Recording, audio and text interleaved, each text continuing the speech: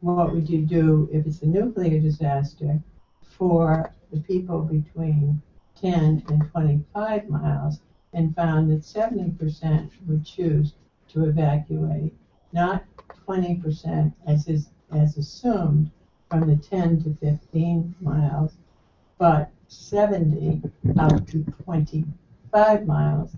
And that, of course, would make a difference in evacuation time estimates. So is your committee doing anything about this, or are you just happy with assuming that only 20% from 10 to 15 miles are going to evacuate, and hence the 6 hours that are assumed that the whole EPZ will evacuate is correct?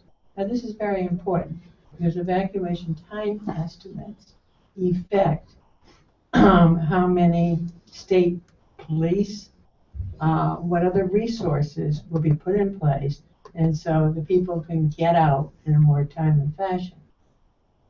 And so that's why I sent it to you, because I was curious and hoped that you were going to get on board and deal with this issue.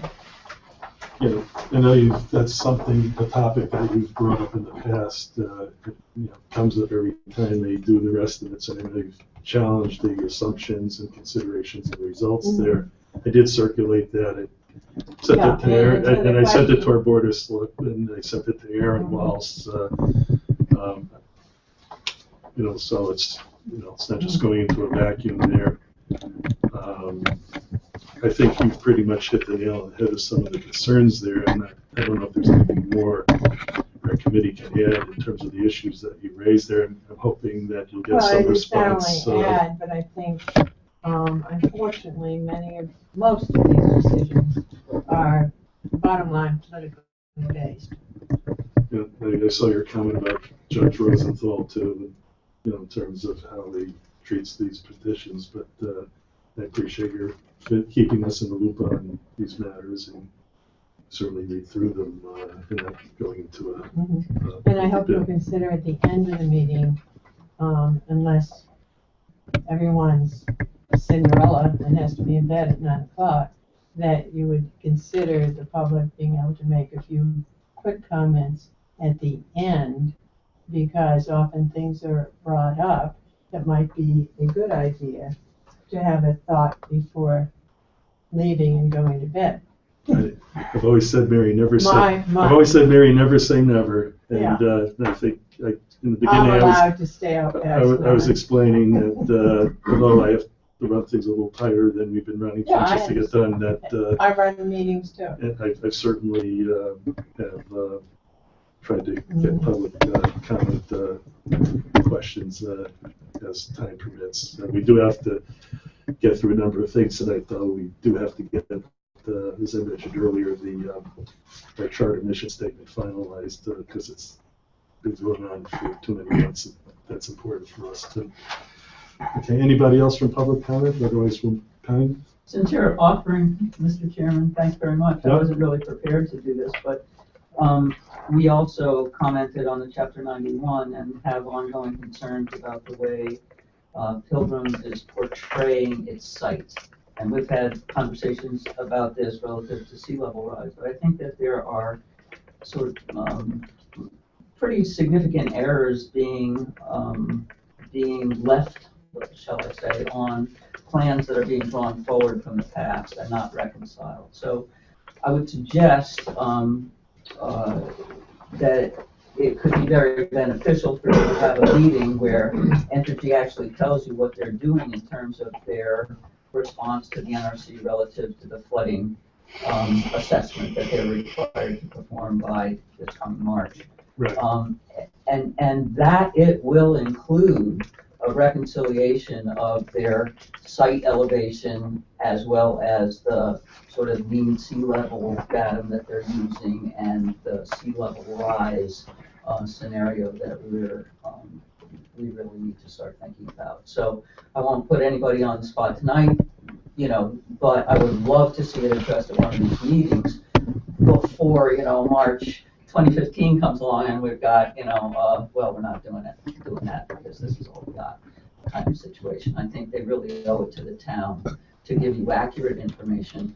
It's you know, we're going to start trying to put it together, but it would certainly be best if it came from the company and was, you know, had the benefit of their on-site tools and abilities, and that they were really describing to you how they are measuring this. I got a note from the NRC, you know, from the last January storm, you know, where I said, hey, at least tell us, you know, what do the waves look like, and, you know, that sort of thing there. And, you know, the note I got back had to do with, well, we were in the intake channel, and we know that it got up to this elevation and stuff like that, and when the wave hit, it got a little higher. But that's not what I was talking about. I was talking about what is the impact to the site of this, and that would go precisely to what Bill is talking about in terms of, you know, in an emergency that may or may not be driven by weather, having, you know, men from the company going down into the danger zone where the waves are pounding and trying to hook up a fire hose. You know, that's precisely why we want to know this. We want them to, you know, have an efficient emergency plan that really protects the public and the environment. We don't think they have that, and we don't think they have it because their information, their base information, is not accurately reflected. Yeah, thanks, Pine. You know, we're certainly hoping that the flood hazard reanalysis that all licensees are doing would be done before the March deadline. Right, but they need to start from an accurate base that's relative to itself and to the water, rather than, you know, the kind of stuff that they submitted under the Chapter 91, which was really pretty terrible. Yeah, thanks for your in my comment. opinion. Okay, we're going to move on now to plant status update. And Dave? All right, since the last meeting on October 18th, on August 18th, on August 22nd, we commenced raising power after repairs to the Third Point feed water heater Bravo. The root cause due to the shell leak on that heater is in progress, and we expect those results within the next 2 weeks. On August 23rd, we restored full power and have operated at full power since then. On September 10th, we had a visit to the station by NRC Region 1 Director, the Division of Reactor Projects, Ho Nee. Mr. Nee visited the site, and following the visit met with representatives of the Plymouth Board of Selectmen along with Branch Chief Ray McKinley. On September 12th, we provided requested information to the Mass Department of Environmental Protection regarding the proper public purpose application for the Fukushima modification. And we continue working toward dry cask storage implementation, which is expected in the end of October. As has been reported to several of the committee members, we did have several instances of trespassers to the site since the last meeting. There were 5 instances of trespassers by land, 1 instance of a lone kayaker that entered inside the exclusion zone. In all cases, they were identified by Pilgrim security personnel. Plymouth law enforcement was requested to respond. In 3 of the cases, the individuals were taken into custody, and in other cases, the individuals were interrogated by local law enforcement and released. So we are in the process of seeing what, if anything, is to be learned by that, looking at signage at some other plants, whether there are some other ways that we can make it more obvious, particularly to 3 instances that weren't familiar with the area, so to be able to make the signage a little more prominent to ensure that individuals are not making their way into the site property. But, rest assured that all the individuals were identified in the owner-controlled area outside of the site owner-controlled boundary. And even the fences and defensive strategies are just one phase of Entergy's security that it maintains for security of the site and security of the person. Just a question about that. I guess a couple of years ago, the National Guard used to man at the front entrance off of the main road, and that process stopped, I guess. I forget the reason. But was that the case of all nuclear plants around the country? They had National Guard units deployed. Not that the bad guys, if they were going to come in, are going to just drive in on that road past the National Guard, because they probably try to get in other ways, but that's where the current plant security takes care of that, from what you described. But I was just curious about that aspect. At least we would keep day tripper trespassers from driving in and say, oh, let's drive in here and just go to the parking lot. And that's where I think a lot of the fanfare was coming up from, at least that NRC notice that got circulated about that situation.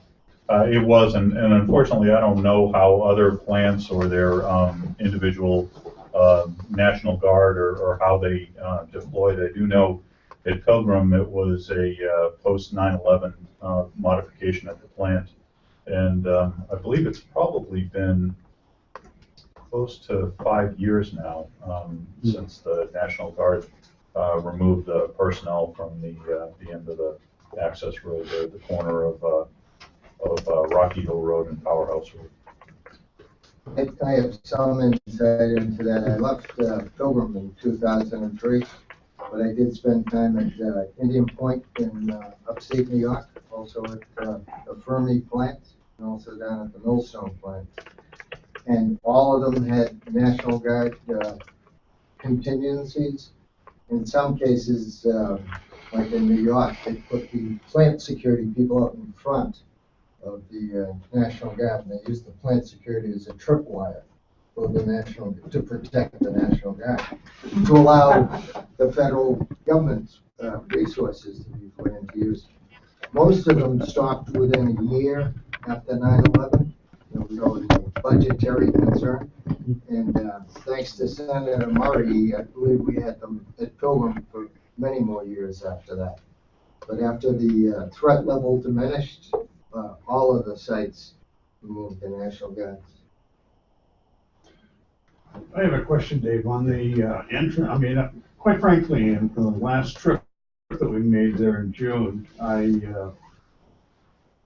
found the entrance to be lacking from a security viewpoint.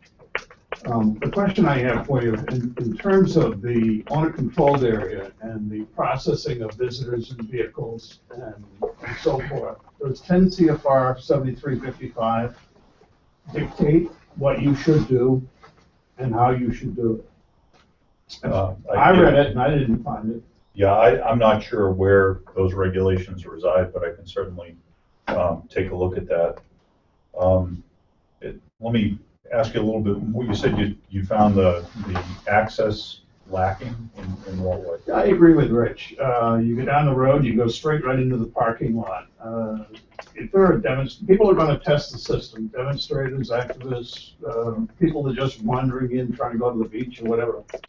And I think you want to get them as soon as possible before they get into the plant area. I can understand when you have employees and visitors coming in from the previous configuration where you had the guard booth outside, and you channel people through that guard booth and then in, and then the employees come in and show the badge, or they went through an automated gate, or whatever they did.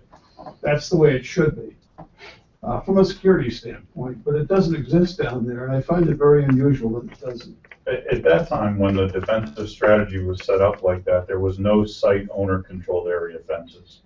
So at that point, it was important to engage individuals at some point, at some distance, away from important safety targets, including security targets. The positioning of the site owner-controlled area is essentially done what the previous checkpoint did at a distance that's sufficient to be able to protect. I understand, and it was sufficiently far out, so, but there were, I don't recall bollards, I don't recall any resistance or any kind of pop-up, what they call it, Dynatech pop-ups that would, stop a vehicle if the vehicle was traveling at a safe speed. So that's not my main concern. My main concern is that anybody can get to the plant, and if they're in their vehicle and they go a certain distance, they can get all the way down to the water before you even stop them. There are specific vehicle barrier systems that are designed, pop-up barriers that I are understand. designed to be able to, you said you didn't see them. but I didn't they see are. them in the front, way in the front. Yeah, but they are in any vehicle access to the site owner controlled area in the direction of the process building. Well, the way you have it now, I don't want to debate it with you, but the way you have it now, in order to activate that, it would have to be somebody from the inside that would see the vehicle. They are maintained in their deployed position, and it requires a covert action from a security officer that is inside in position monitoring to know that that vehicle is okay to then come in. From the light to that location is a relatively short distance. I don't think we're talking about. I don't either. The same. So I don't want to extend, Rich, we've got a lot to cover, but I No, just but- wanted to point Okay. that out. But 1 minute, Paul. I'd point out that I don't think 10 CFR 7355 provides any guidance whatsoever regarding that front entrance, and therefore it's up to you to configure it, build it, and man it according to what you perceive to be the design basis threat.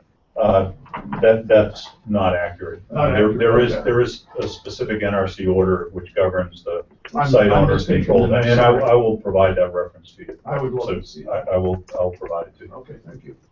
Maybe next month to get a little more update on that question. A little more time. I don't know how much you can give, Thanks. just from my knowledge of like safeguards. Yeah, But that's I not, think the we public- can't We shut can certainly safeguards. provide the Right. regulation. Yeah, But I think the public should recognize it's like layers of an onion. Okay, and so yes, the public can go to the front entrance and can ring the doorbell. Having configured layers of the onion in many, many, many military I'm and sure. other type industrial applications, I didn't get the sense that I had a layer of onion when I went down to the Pelham plant. Uh-huh. And yet, you can, that same entrance that you can drive up to today to ring the bell to ask, can I come in before the turnstiles and the electronics and the sniffing and the mechanical barriers, that's where you could always go before. And then they moved guards to the front entrance after 9/11, and then physical barriers and multiple fences. I don't know how many multiple fences. Yeah, I know, after more than 9/11, three. they were But addressed after the that, turnover. then the blocks. Yeah. So that's when they retreated and the National Guard was released. Right. And that's when the people were, once again, Bill can drive down there. But I mean, he can't hurt anybody but himself. Thanks, Rich. With weapons Any available more, today? excuse me? I don't think we, Oh, sorry. Any more questions or comments from the committee for Dave? Dave, I had Jim. ISIS has to be looking for some kind of a 9/11 event. Is your plant thinking about that? We are. In fact, not only have we established the rings of defense that we talk about, but we are also working closely with the FBI, with the federal government, with agencies to make sure that we have the latest intelligence available with respect to potential specific targets, threats in the area, reconnaissance of specific areas. So there are many layers of defense with respect to the landscape. the threat of ISIS in the U.S. is significantly lower than in other countries where they have expatriates that have gone to Syria and engaged in ISIS. The U.S. only has a dozen or so people that they've identified now that are part of that group. And those are the ones that they're most concerned about because they have passports. Yeah, I know that. And it is of concern. FBI routinely tells us that the area of greatest concern is domestic terrorism. Right. They're individuals with their own agenda that are homegrown American people. I think I had one last question. I had read the recent land court zoning appeal ruling, and I'm just curious in terms of where things stand. If Is that affecting the schedule for when transfer to dry cask is going to take place this year? Right now, we don't expect it to impact the schedule. With respect to the specifics of the decision, it's obviously part of an ongoing legal proceeding and really can't talk in any detail about the merits of it, but we don't expect it to impact the start of dry cask loading at the end of October. Okay. Moving on, Aaron Walsh could not be here tonight. I didn't receive anything from Aaron as far as from emergency management. I did pass on to him, or he did see, I had a question regarding the CALE, the study and the what Mary was talking about earlier there. And I don't remember my original question then, but I was told that the population information and census information that the town had provided to go to the study was correct and accurate. So at least from town of Plymouth standpoint, that was about the only information I got on that. Okay, we're going to move on to new business, and we talked about well, last month. We have an open seat still in the Nuclear Matters Committee. Bob Morgan had stepped down at the end of June. We had encouraged our Board of Selectmen and Tiffany to have the position posted, and it was posted. Most recently, I think the posting period ended last Friday, September 12th. So, John, do you have any information on when the Board of Selectmen would be? How many people applied at this point? Or? Right now, Okay, but in any event, I think from last nothing month. Coming up tomorrow night. Nothing. I didn't see anything on the agenda, but I think there was one person who may have applied from last month, and I don't know if there are any more. But do you know when the board normally does its appointments? Typically, it's in mid to late June. But because this is a vacancy, right. It can be at any time. So okay, so Tiffany's usually on top of these right. things, and I'm sure if this individual has applied, they're in the pipeline, and it'll probably be next week or the week after. Okay, I'll check the agenda. And there could be more than one applicant. It's open seat. So okay. Pardon? Was the name familiar to you? I don't know if the name was discussed last month. I think it was just brought up that so someone on the committee was aware that because they knew the person, was interested in applying. So I think Matt encouraged one of the committee members to talk to the person to send in a formal request to apply. The other thing we discussed last month with Matt here was the upcoming or planned UMass study for the town of Plymouth, the socioeconomic impact of future plant shutdown and decommissioning. And John, I don't know if you have any information tonight on this, further information, but last thing I was aware was that there was a draft proposal and I guess the town was trying to secure funding for the study. I was curious if town manager's working on the situation. As soon as there is a signed contract, I believe that the board will have a copy of it, and this committee too. Okay, so we can at least know what the study's going to be. I expect that to happen shortly. Okay. And I think she's on the verge of putting it to bed, Rich. Mm-hmm. How long will the study take? I think Matt said fall a year. 15, Yeah. next fall. From that standpoint, and I replied to Melissa's email originally when we were made aware of this, that our committee certainly would be happy to be part of, if there's going to be a peer review group or just to be able to take a look at things before things get finalized on the study. So we left it at that. Okay. And did I miss anything, committee members, on old business? Anything? Okay. New business?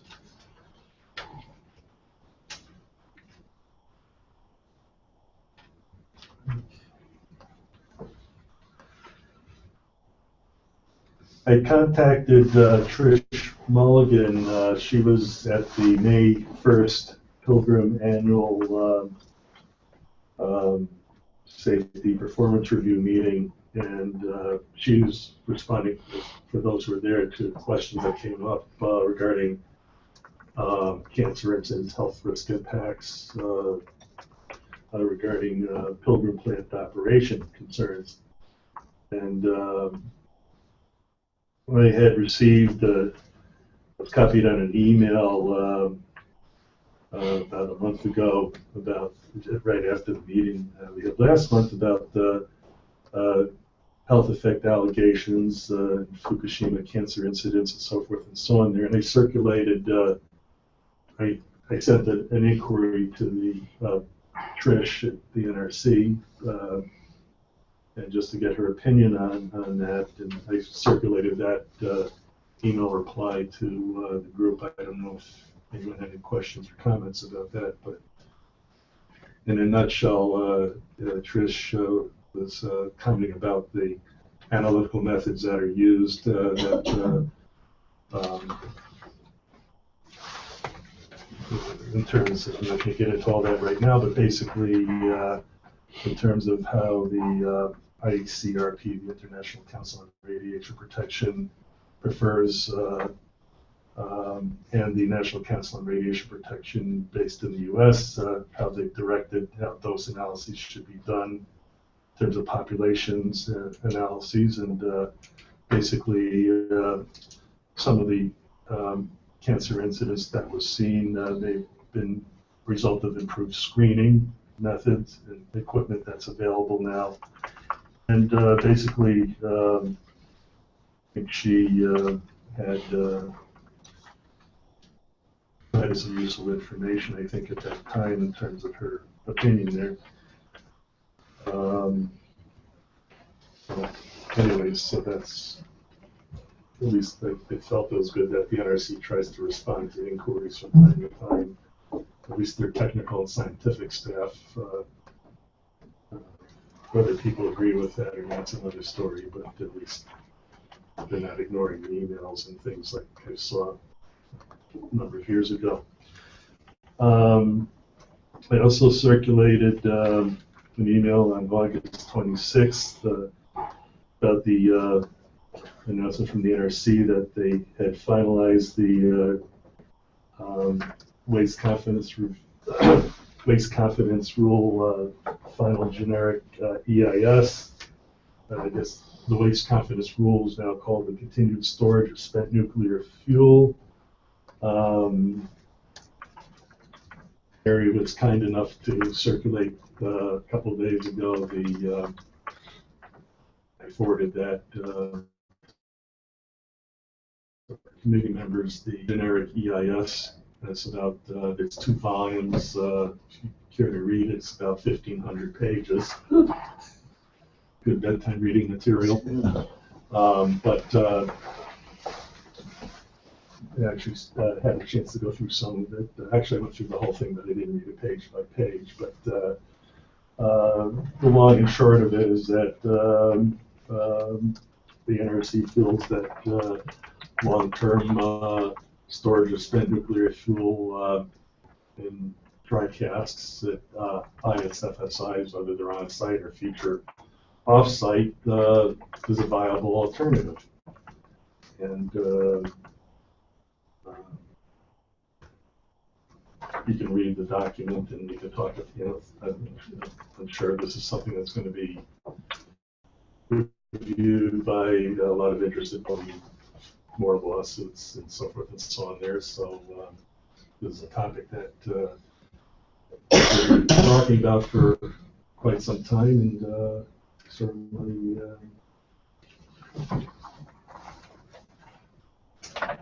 we hope that there'll be a permanent repository at some point, at least if not in our foreseeable, and our kids or grandkids foreseeable. Okay. Unfortunately, Jeff Berger's not here, and Jeff had, after last month's meeting, had volunteered to take draft excerpts we had of our charter mission statement.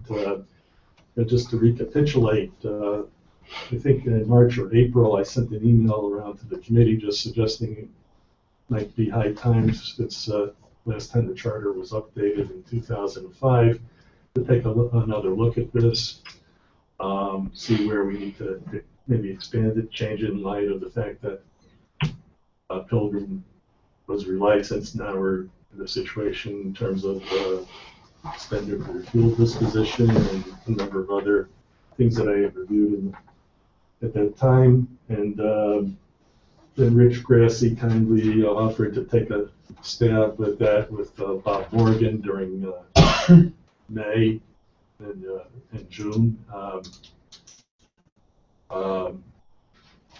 Rich was not able to make some of the meetings. After that, I took a stab at adding a few things here and there to what Rich wrote up. And then I basically circulated, I think on August 19th, a updated draft statement that pretty much was the original one plus some suggested changes. I know Jeff had some other changes he wanted to see, and he was going to, he got in touch with me, he was going to incorporate that or have this August 19th version in his side-by-side, but since he's not here, Rich, do you have the August 19th version? I have the August 24th version. 24th? I'll look for the August 19th. Yeah, that's the one that, that's this one here. And they sent it to all our committee members at the time, and it just basically incorporated some changes that I, the ones that you have too.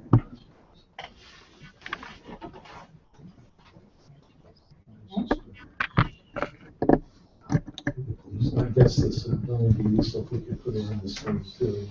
That's what Jeff was going to do, so. That looks like the original version. Yeah. Yeah, that's that document, right? Yeah. No, It's locked now. I Yeah, can't do okay, it. well, Okay. Well, anyways, I'll keep on with it. yeah, the thing is, if, yeah, I was assuming Jeff was gonna have this on the screen so people could look at it, so, people in for copies of this. And stuff. This is the original? I don't know, let me see. Oh, I think so. Yeah, this original right here. Oh, that's the original? Yeah, it's from Oh, okay. 2005, yeah. Okay, let me see what this is. Right here. Oh, wait a minute, yeah, this is the original from 2005. Then I sent, since you were not able to make the August meeting, your edits that you had to that, and then I added 2 or 3 So I should go to the things. 19th? Yeah, because that one reflected what we talked about on the 19th. That's where I brought in the concept of nuclear medicine for Jeff. So 19th, I'm on Jeff Berger on the 19th, right here.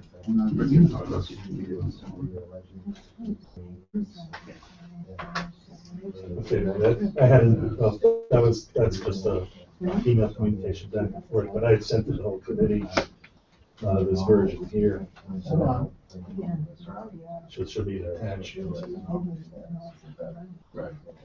Attachment to that? Well, I don't know if it was that email, it could have been, it was probably another email. Because that was after the fact. See, none of these have attachments.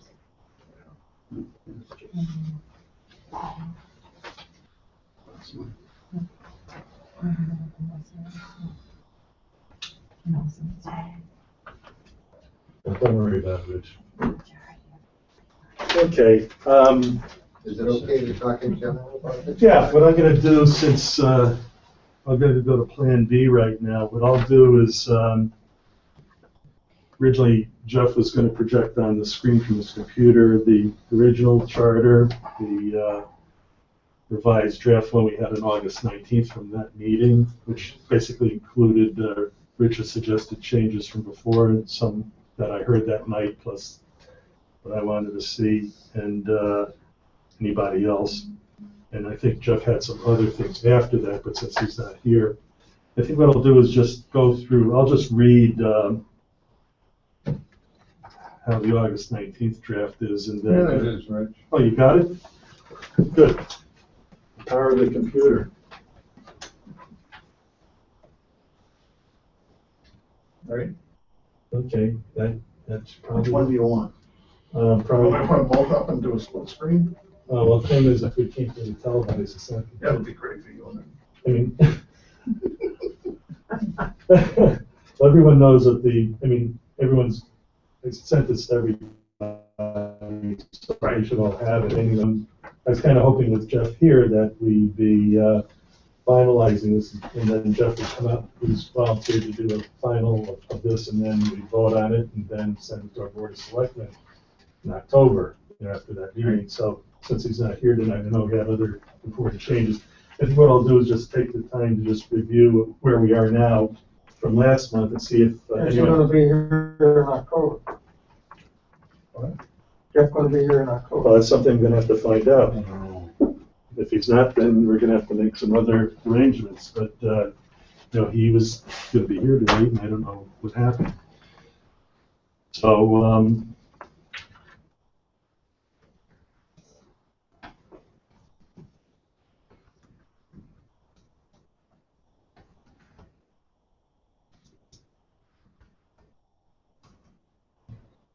Rich, rather than, I wouldn't worry about that. Let me just go through just read paragraph, and then we'll just comment like we've been doing, okay? Because Jeff, said he was going to do this. I'm going to talk to him after the meeting and find out what's happening. As far as I know, he should be down in here next month. I don't think so. Okay, now this, okay.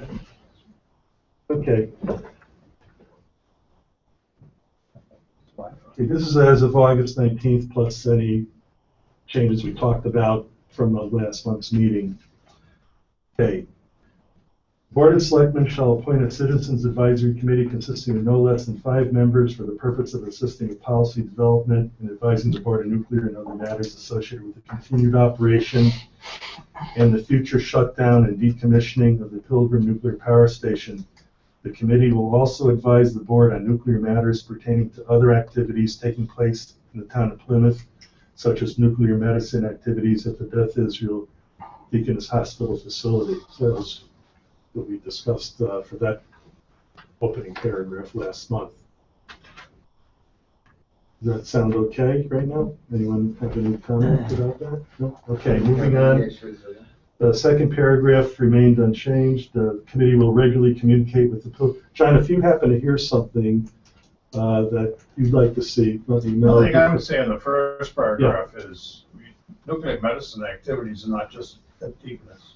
That is right. Jeff, I think it's mentioned about, he had a more expansive comment there to that, so, but, John, at last month's meeting, we asked Matt to talk to the board. He said he was going to talk to the board if they had any things that they wanted to see in the mission statement, but I received no input from anybody, so I assume for now, nobody had any comment. Okay, the second paragraph remained unchanged. The committee will regularly communicate with Pilgrim Station Management or the respective representatives in order to maintain awareness of activities which may affect the town of Plymouth and advise the board accordingly of any actual or potential impact due to those activities. Between Rich and myself, we had a slight change in the third paragraph.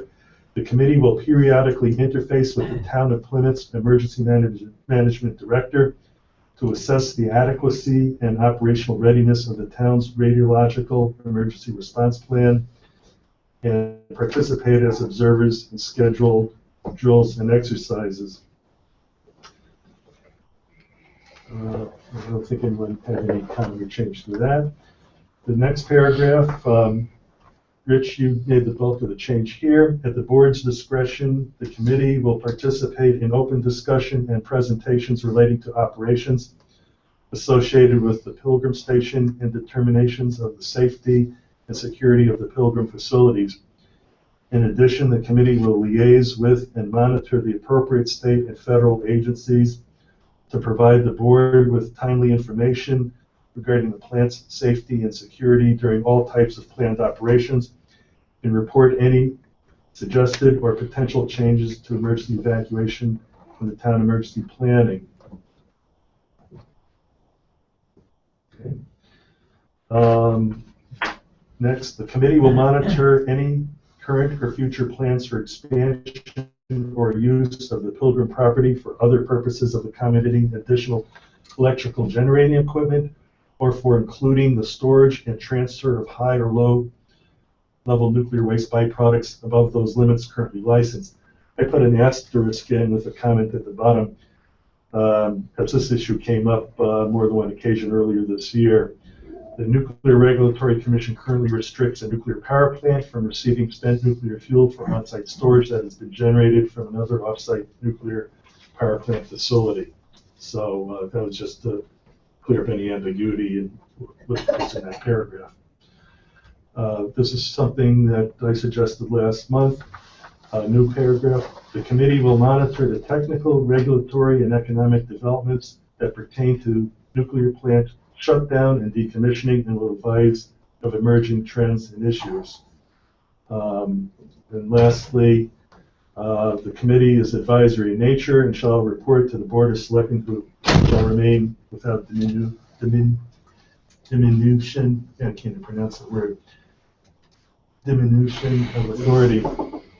I think this is basically what the committee's been doing in the past and present, and unless anyone on our committee has any new thoughts or ideas at the moment, I do want to get Jeff's input, because I know he had a few more things that he wanted to change or add, and he would have done that on the side screen there. But for the moment, I think we'll just table any further discussion about till I get in touch with Jeff and find out the schedule. Is the motion necessary at this point between now and the next meeting in case you get the input from Jeff and we make a minor modification? Oh, we can. We can change. Yeah, we made some changes. No. And you send it to the selectmen for review in the draft form. I could do that, but I was talking with Jeff, and I know he had some important changes. He just, was busy, and, Okay. and I'd like to first find out where is he at and what happened, and then what his schedule is, and then is he going to be at the meeting this coming month, and is he going to have a final draft based on this and what he has that we can, basically do, because I don't want this to go beyond next month, because I believe he's going to be gone for, as he is each year after next month's meeting. So this is something that I think we're, as far as I'm concerned, we're pretty close to where we want to be, but I was trying to extend Jeff the courtesy, since he had helped create the original revised charter back in 2005, to have his input there. I think we have to meet as a group if we're going to vote on it. Yeah. So it's going to have to be. It's got to be, yeah. Or the other thing I can do is I can, hopefully I can get in touch with Jeff, and if I don't hear from Jeff, what I'll do is I'll forward what we have to John Mahoney and say, John, here's where we are. Per your suggestion, here's where we are right now. Can you run this by the Board of Selectmen and see if you're happy with it? Would you like to see other changes or additions? I made myself a note for tomorrow night. If you're looking for input from them. Well, we'd ask Nat to, just, you have. I'll reiterate this tomorrow. I mean, yeah, because you've got the current charter from 2005, and the way it was left, at least from Nat's standpoint last month, he's going to just talk to the board to see is there anything they'd like to see changed in the charter or added there, aside from what we have here. Sure. Because what someone else on the board may come up with may already be in our draft revision, but we want to at least see if there was any other input. But if there isn't anything, and I can't get in touch with Jeff. What I'll plan on doing is submitting to you a draft of what we have, just so you and the rest of the board can see where we're at right now.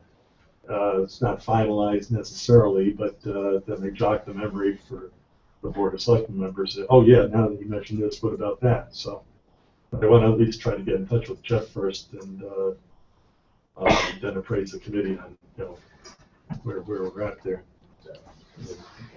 I'm sorry. I'm sorry, but this is the one for the free Wi-Fi that's for phones and stuff, not the one for specific for the network. Okay, thank you. Sorry. Is everything okay, John? No, I was just trying to get into this. I wanted to pull this up on my laptop, but I can't get into it. I'm sorry.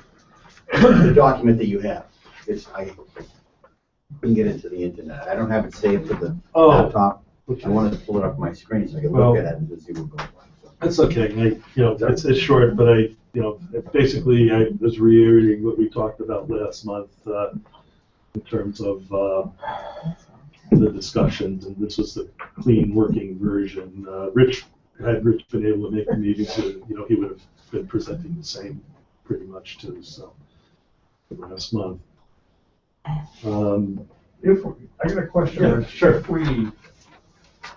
I think in the original charter, we had either a mention of nuclear medical medicine activities or something that caused us to look at that. We've really never looked at that, to my knowledge. Yeah. Actually, Jeff brought it up at last month's meeting. You were here, but what it actually was not in.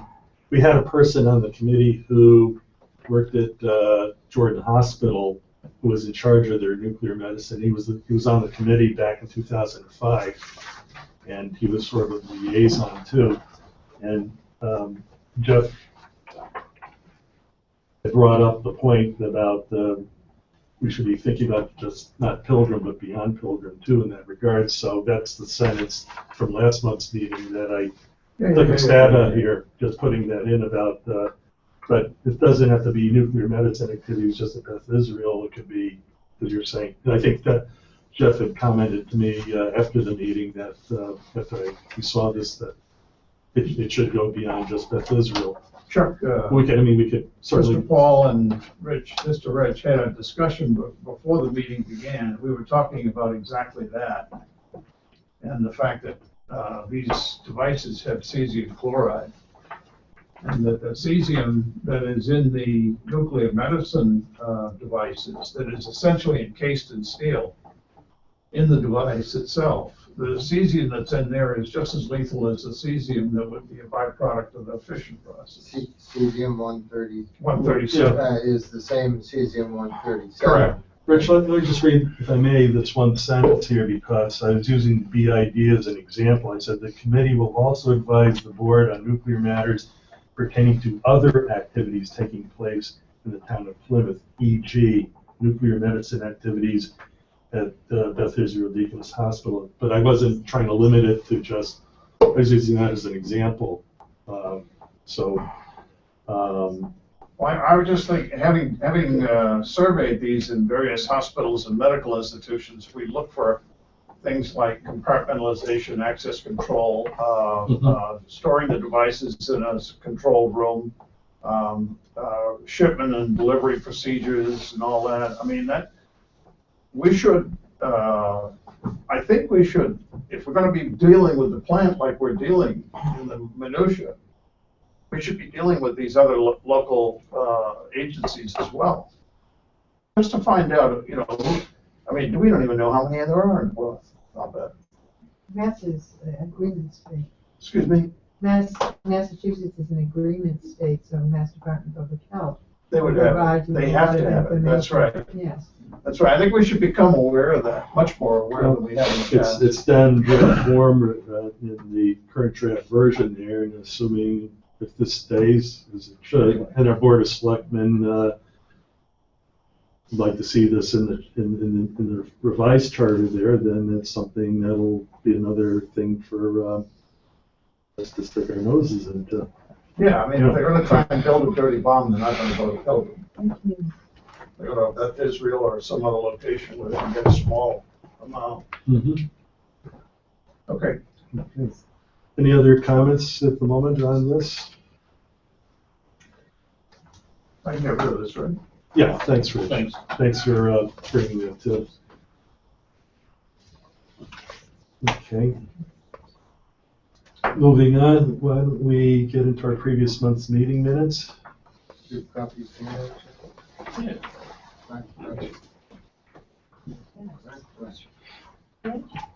Was it committee of the,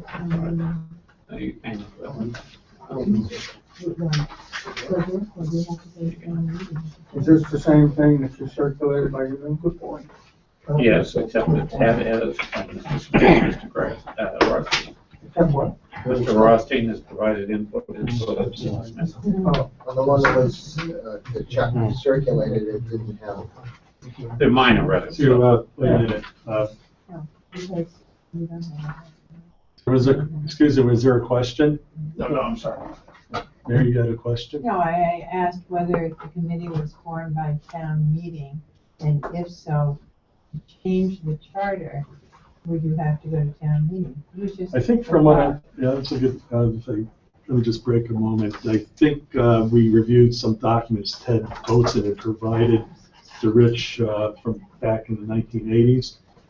And there was an NMC back then. I think Rich, in that document, you recall, There's no indication. there was no indication, but I'm not aware of town meeting ever being involved, Well, at least. I think Well, when was it formed? I was on the original committee.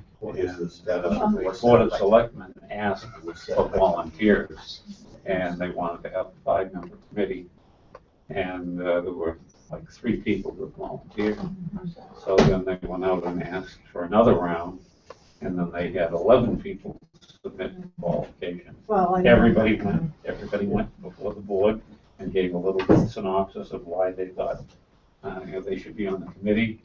And they decided we're all very well qualified, and so all 11 of us became members of the committee.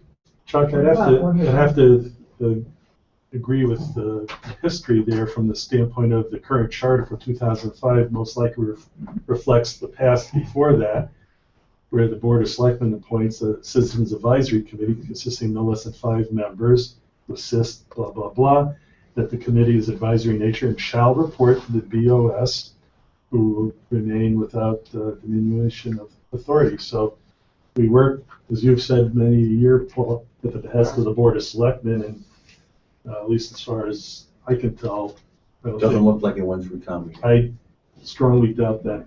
Okay, why don't we move on to the meeting minutes from August?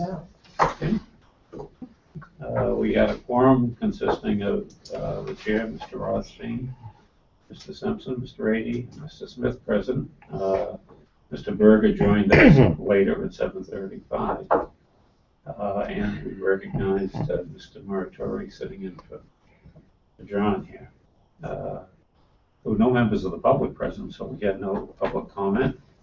Plant status was reported by Mr. Noyes, and the items that he discussed included the HPCI system being declared inoperable, and there was an electronic component problem, that the plant was at 21% power, and that the flex equipment waterways permit license application status with the Mass Department of Environmental Protection. And he noted that various submittals have been spent to them requesting either a public meeting or a public hearing. The chair noted during this presentation that EPA 316B is now final regarding power plant 1's through cooling systems, and they had some discussion on that.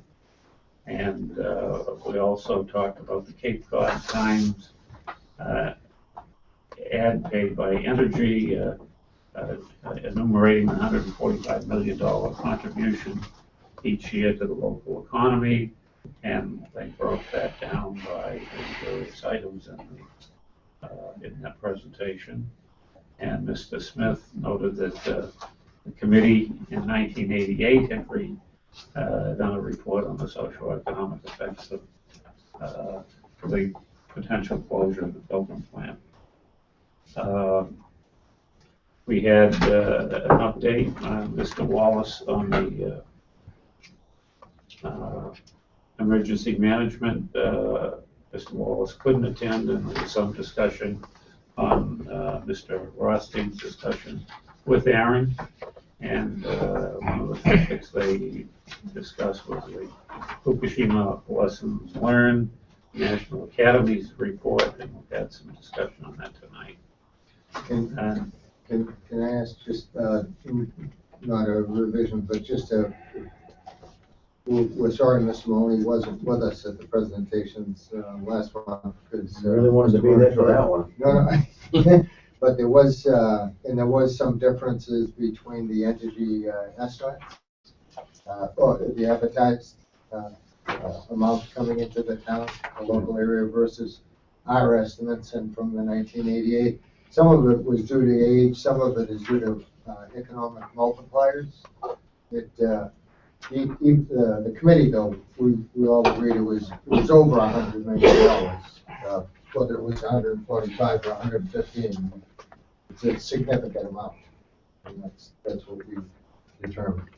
And we looked at the 1988 report, and the big difference there was it was a regulated arena, so people who live in Plymouth and work for Boston Edison would have just gone to other jobs with Boston Edison. Right. And that's no longer the case. And also we have the example of Vermont Yankee and Prairie Island and other people who have shut down since that period of time. So it was just an updating of the report. Can I add? I know you're just going over minutes, Rich, but I really wanted to be here for this one. How'd you arrive at the 800 positions within 6 years? How we came up with that was there were 650 presently Entergy employees who work there, and based on why do I always hear some people tell me 400, some people tell me 500. It depends on how you ask the question. If you ask how many union people are employed at Pilgrim Station, it's 400 people. If you ask how many Entergy people work at Pilgrim Station, the usual answer is 500 because they don't include security, because security used to be a separate company. But in the last few years, Entergy has hired the security, the people who used to work for Blackenat and all those other companies. I believe it's 650, but Mr. Dave, you can tell a real number. Correct. Okay. I mean, it might be 625, 675, and then you give them that. Okay, and how you would come up with those FTEs? What, that include contractors? No, the 800 would. Okay. Yeah, the 800 would include the Chicago. 800 would include the Chicago Bridge and Iron people who, work at Pilgrim, but they work for the CBI company. And the 1988 report was based, all of that money was assumed to go to Bechtel, which was a national company, and it was thought that the money would go out of state. De facto, the salaries still remain in the company.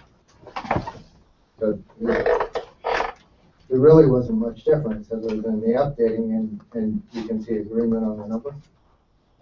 Well, I would tell you that the pilot plane for the town of Plymouth, that's not an asset, that's a liability. So the single greatest financial liability the community currently has. It's not pension, it's not healthcare, it's not OPEB, it's that revenue stream. It's the location of the revenue streams in the operating budget. It has no business being there. Okay, and we don't disagree. You and I don't disagree on that. Yeah, John, I think you brought in a table of payments and you pointed it out a year ago. That's not Entergy's fault, that's the town's fault. You shouldn't be handling money that way. On top of those 800 jobs, the 650 jobs, and this has never been discussed by the board publicly. The town staff has told the Board of Selectmen that if the phone call comes through that the plant is going into decommissioning, you have 250 to 300 municipal jobs that are on the that are in danger of being lost on top of these 600 to 800 positions. So now you're up over 1,000. Yes, sir. Nobody ever looks at that. No, but I didn't, Because of the Yeah. location Yeah.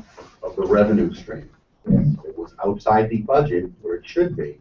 Those Mhm. jobs are not in danger. So- Excuse me, John, if I may interject, the upcoming UMass study, I assume the town of Plymouth, when I say town of Plymouth, the people, in different departments who will be assisting our town manager, providing input, will provide that kind of information to the study team, Yeah, and then, and whatever else, and then beyond try to that, hit the nail on the head on this. you have a pool of jobs at the plant, you have a pool of jobs under the town of Plymouth umbrella. And Yes, then sir. there's a third pool of jobs. So really, I can take this up well north of 1,500 jobs. So this is all. but I didn't want to be doomsday, so I was trying to be concerned. Yeah, it's The 1980 report was that there'd be no effect, and I think we both agree that it's significant. Yes, and Paul, courtesy of Paul, you did an abbreviated critique of the AIDS. The problem I have, I'm Yes, sorry, that's all right. the majority of this is self-inflicted. Okay, by the town of Plymouth to itself. I don't disagree. Let's see, Chuck, Self-inflicted only in this. why don't we just, we'll continue right now, we can. we'll I get didn't through mean this. to interrupt with me. Yeah, we have some time, so let's get through this, and then we can talk a little bit more about, since John wasn't here. Why don't we just continue? Chuck? And the old businesses issue, we discussed the open seat on the Nuclear Matters Committee, and noted that Ms. Parker then posted the opening and was receiving some, or had already received an unsolicited letter of interest. Vice Chair noted previous study by NMC on the economic input of plant closure, and they summarized what that impact was. And in the new business area, we had a discussion on the UMass, upcoming UMass study for the town of Plymouth on the socioeconomic impact of future plant decommissioning. Mr. Muratori noted it was a $20,000 study and would have about a 1-year schedule. And then there was some additional discussion on the current Nuclear Matters Committee charter. And it was also we brought up the topic of the economic development, the Plymouth Economic Development Committee, and that was it. There was a vote on previous month's meeting minutes, and that was the only vote taken, and that was approved. Any further comment from the committee? Okay, so none, make a motion, Vote to accept the meeting minutes. seconds? Okay, all in favor? Aye. Rich?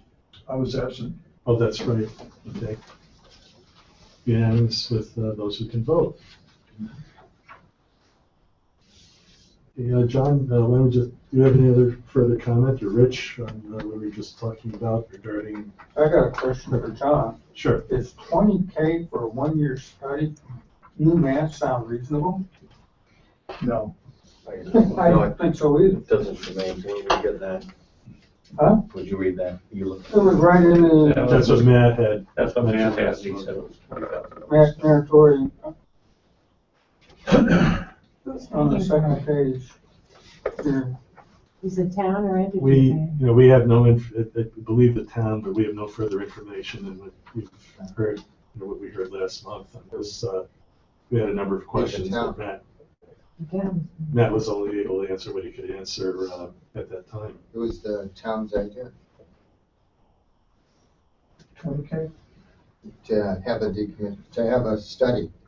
I'm not questioning the study, I'm Nobody's just questioning. questioning whether it'll cost $20,000. I Seems a don't see little light. anybody doing much of anything. Well, just to put it in reference, I did a risk assessment of all 4 campuses, and that was $350,000.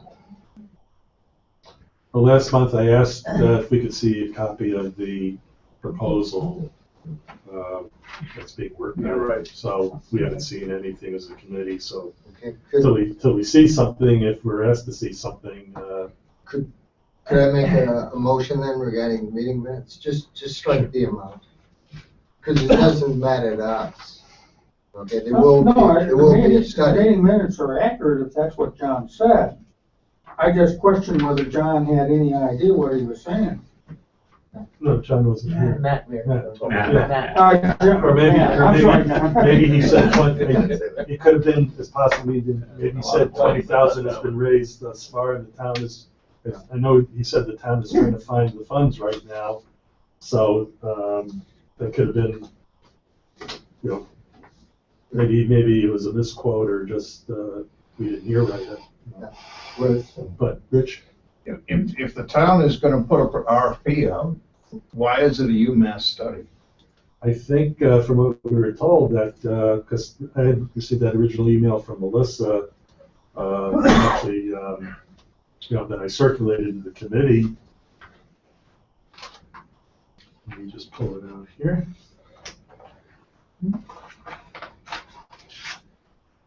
Okay, August 6th, I forwarded this email to our committee members, received from our town manager.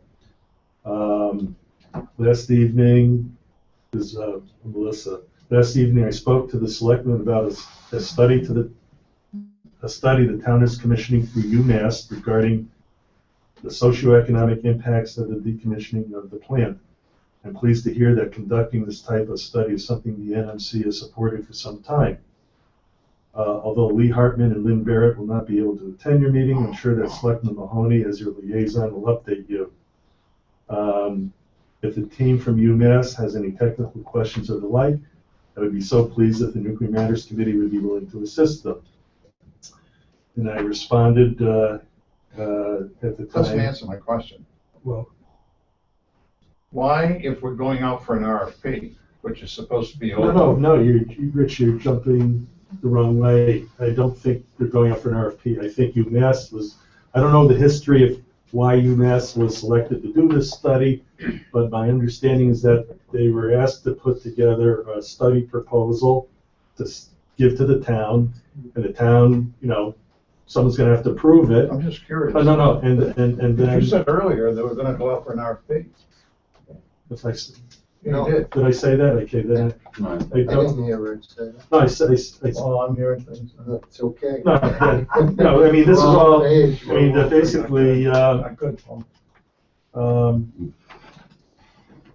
basically that the town is trying to get monies now to support this study of UMass, and that was so. No objection. So I'm just curious. No, and I even sent a follow-on email to our town manager that if the study proposal things haven't been finalized yet, we'd like to see a copy of that. Anytime when the study might be commencing, anything more we can do to help out, and then. So I certainly extended the olive leaf. At this point, I haven't heard anything further back. And, my understanding, I think when Matt was here, because I requested last month, I said I was hoping that our NMC could be involved in a support advisory role in a technical review capacity, if so requested by UMass or the Board of Selectmen, before the final study report is completed by next fall. So that's all I know. I'm sure that John understands the question and can update us at the next meeting. Yeah. Okay. So this is where we're at, or not at, in terms of that's all certainly that I know. And anything else from anyone on the committee? We have a couple more minutes here. Any other comment or question from anybody in the room? I recognize them. Mary? Yes, I would request that you have the security issue on the owner-controlled property as part an agenda item next time. That's not safeguards. No. It's quite clear it's not safeguards. I think that's something that I'm just saying agenda item, I didn't say who Well- we're gonna ask, it was an agenda item. Okay, but that's something I think I started saying earlier, that as long as it's something that's not safeguards information that Dave could try to enlighten us on a little bit further. I mean, I don't know what more we can talk about this agenda than we talked about tonight, so I'd asked earlier that perhaps you could give us a little more insight on that if you can, Dave. So specifically, what's the committee looking for? Well, Rich, I know I have a commitment to Yeah. get to you the regulation that governs the site owner control Right. area. I might have questions. If that's all right with you, I might ask Dave questions afterwards. that's fine. Okay? Copy you, obviously. That's outside of the NMC, right? I'm sorry, what's outside of the NSC? It's Rich and Dave corresponding and discussing specific questions. That should be part of public information. I can't. I'm not gonna Mary. dispute that, Please don't interrupt. I'm just trying to clarify what I just heard. Rich had great questions, specific questions, and I think they were for Dave as to the design threat and the defense Yeah, modes and okay. things. If Mr. Grassi wants to talk with Dave, and there's less than a quorum of people involved, there's nothing stopping an individual on a committee from talking to whoever they want to talk about a topic there. Right. You just can't have a quorum-sized member of a committee meeting with, together to talk about something, whether it's with Entergy or anybody else. So, Rich, you certainly got my permission to query anyone from Entergy outside of the committee. And As you know, I don't see an issue there, at least for purposes of next month's meeting. And I understand that. And in addition to that, I think there was a request from the public to have a discussion of Pilgrim security or a presentation on it. It was a separate entity, separate from Rich's question. But I think there was even a meeting on that for a board of selectmen late last year on flex plant security. Whether that was sufficient, but it's not that this hasn't been done. So You're right. if the question has to do with what we were talking about earlier about the National Guard not being there, and Rich brought up some, I think, pertinent comments too. There can be further discussion about that, I think, in next month's meeting. Am I getting that right, Okay. Rich? Whatever you say, Rich. No, whatever you. No. No, Whatever you say. I might be sitting up here, but we don't. I'll certainly report back to the committee next month what I hear from Dave. Is that all right? Sure, that would be fine. I'm not going to provide any information to you that wouldn't be available to the whole committee. So. Let me just make a note here. Rich, an agenda. Okay. Agenda item. Who would we like to call this? Mary? I asked you for security for the owner-controlled area. Or I mean, you can add to it, or subtract, or multiply. is that along the lines But I of think what we were you talking about going to, owner-controlled query about? as opposed to the protected area.